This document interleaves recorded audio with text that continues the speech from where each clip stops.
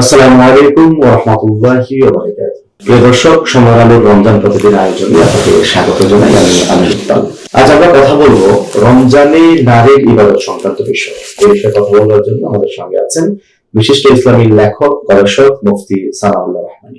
আমরা আজ গুরুত্বপূর্ণ একটি বিষয় নিয়ে কথা বলতে চাই, যে বিষয়ে মূলত সচরাচর আলোচনা হয় বলতে আমার মনে হয় না। তা হচ্ছে, রমজানে আমরা তো সবাই ইবাদত করতে চাই, কিন্তু নারীদের ক্ষেত্রে আমরা দেখি তারা মূলত ইবাদতের চেয়ে দায়িত্ব পালনটাকে বেশি মনে করেন। সাহরি রেডি করা, ইফতার রেডি করা, তারপর হচ্ছে দিনের কাজগুলো করা। তারা আসলে ইবাদতটা কিভাবে করবে?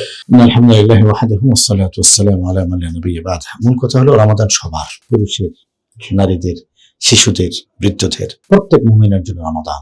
বিসমিল্লাহির রহমানির রহিম। ইয়া আইয়ুহাল্লাযীনা আমানু কুতিবা আলাইকুমুস সিয়াম কামা কুতিবা আলাল লাযীনা মিন ক্বাবলিকুম লাআল্লাকুম তাত্তাকুন। মুমিন মাত্রই রমাদান। এখন আপনি যে কথাটা বলেছেন খুবই চমৎকার বিষয়, একটু অসঙ্গতির বিষয়ও।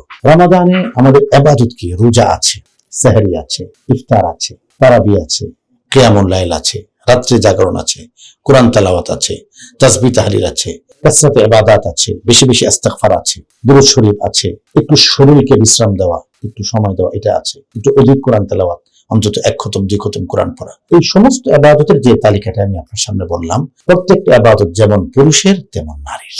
সমস্যাটা দ্বারা কি মোহতারাম আমিন ইকবাল, আমরা আল্লাহ ক্ষমা করুক, আমিও পুরুষদের মধ্যে, এই জন্য বলতে হচ্ছে যে আমরা পুরুষরা মনে করি সমস্ত ইবাদত আমি একা করব আর আমার সমস্ত সেবা আমার স্ত্রী করবে।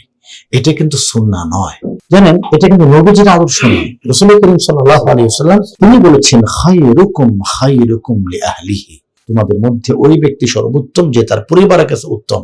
ওয়া আনা খায়রুম মিন আহলি, এবং আমি আমার পরিবারের মধ্যে উত্তম। ও কামা ক্বালা আলাইহিস সালাতু ওয়াস সালাম। মানুষের মধ্যে শ্রেষ্ঠকে, এই শ্রেষ্ঠত্বের ঠিক চিহ্ন কে দিবে? স্ত্রী দিবে তার স্বামী সম্পর্কে। রাসূল কেমন স্বামী ছিলেন?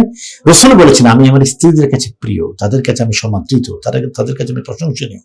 এবার দেখি রাসূল কি করতেন ঘরে। আম্মা জান আয়েশা সিদ্দিকা বিনতে সিদ্দিক রাদিয়াল্লাহু তাআলা আনহা তিনি বলেছেন, নবীজি তিনি নবী ছিলেন, তিনি রাসূল ছিলেন।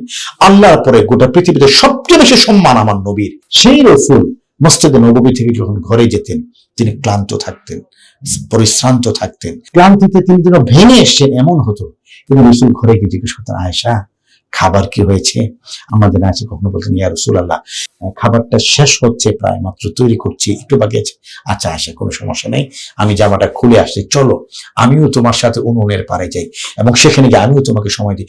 মতলব আমি বলে এই কথাগুলো না আমরা যখন বলি, বিশ্বাস করেন ভিতর থেকে একটু ভয় জেগে ওঠে, কারণ এমন ভালো স্বামী আমি হতে পারছি না। রাসূলের এই সুন্নাহ আমরা ধারণ করতে পারছি না। আমাদের সময়ের আলোর আজকের অনুষ্ঠানটি রমজান প্রতিদিন দেখছেন যারা, শুনছেন যারা, দেখবেন ফেসবুকে, ইউটিউবে, মানে এই কথাটা একটু আমি কল্পনা করি যে আমি কদিন আমার স্ত্রীর কিচেনে গিয়েছি। আমাদের আয়েশা সিদ্দিকা রাদিয়াল্লাহু তাআলা আনহার কিচেন আপনার আমার বাসার মতো এত চমৎকার ইন্টেরিয়র কিচেন ছিল না। আমরা রাগান্বিত হই যে এখনো কেন রেডি হলো না, আমরা উল্টোটা হয়ে যাই। এতক্ষণ পর্যন্ত কি করছো? বাতাস খেয়েছো নাকি? আরো নানান শব্দ আমরা বলি। রাসূল কখনো রাখতেন না। আপনারা আমার বাসায় যেমন টিপ দিলে গ্যাসের চুলা জ্বলে ওঠে, এমন ছিল না নবীর ঘর। নবীর ঘরে ছিল চুলা, সেটা খড়ি লাকড়িতে জ্বালানো হতো এবং সেখানে ফু দিতে হতো। কখনো কখনো লাকড়িতে খড়িতে ফু দিতে গিয়ে আম্মা জান আয়েশার চোখের পানি নাকের পানি এক হয়ে যেত। সুবহানাল্লাহ বিহামদি। মুহতারাম, রাসূল যেতেন, প্রিয় হাবিব, প্রিয় নবী, প্রিয় খলিল, প্রিয় রাসূল, তিনি বসে আছেন তার স্ত্রীর পাশে, বসে রুটির খামিরা তৈরি করে দিচ্ছেন। আল্লাহু আকবার, সুবহানাল্লাহ বিহামদি। আজকে তখন আমি সাহারিতে বসে আছি, তখন আমার স্ত্রী, আমার বোন, আমার মা, আমার মেয়ে তারা পাকঘরে কেন আমার জন্য খাবার তৈরি করছেন। ইফতারির সময় তো আমি চকবাজার থেকে কেন নতুন জায়নামাজ আর নতুন টুপিতে বসে আছি, 1 ঘন্টা আগে থেকে একটার পর একটা আইটেম আমি গুনছি। কিন্তু মহিলারা কোথায়? তারা পাকঘরে। দেখবেন রমাদানুল কারীমের জন্য আমরা নারীদেরকে একটু সুযোগ করে দিই।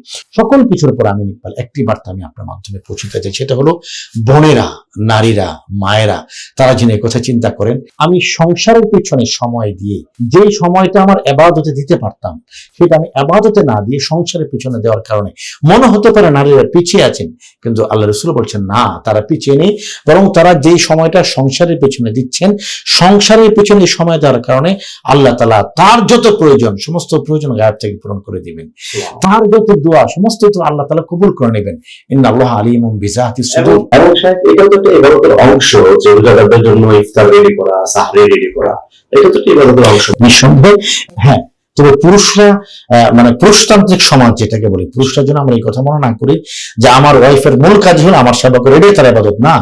আমি যেন তাকে বলি যে শোনো না, আজকে 2টা আইটেম একটু কম হোক, আজকে আমি ওই জাস্ট ডিমের ঝোল দিয়ে খেয়ে নেবো, একটু শুটকি দিয়ে খেয়ে নেবো, আজকে তুমি একটু কোরআন তেলাওয়াত করো, আমি বসে তোমার একটু কোরআন তেলাওয়াত শুনি। মূল কথা হলো রমজানে যেন একে অন্যের সহযোগী হয়, সেই তৌফিক আল্লাহ তাআলা দান করেন। প্রিয় দর্শক, আমরা আজ গুরুত্বপূর্ণ একটি বিষয় নিয়ে কথা শুনলাম। রমজান শুধুমাত্র পুরুষের জন্য নয়, রমজান নারী পুরুষের জন্য। চলুন সকলে মিলে রমজানের বরকত অর্জন করার চেষ্টা করি। আসসালামু আলাইকুম ওয়া রাহমাতুল্লাহি ওয়া বারাকাতুহু।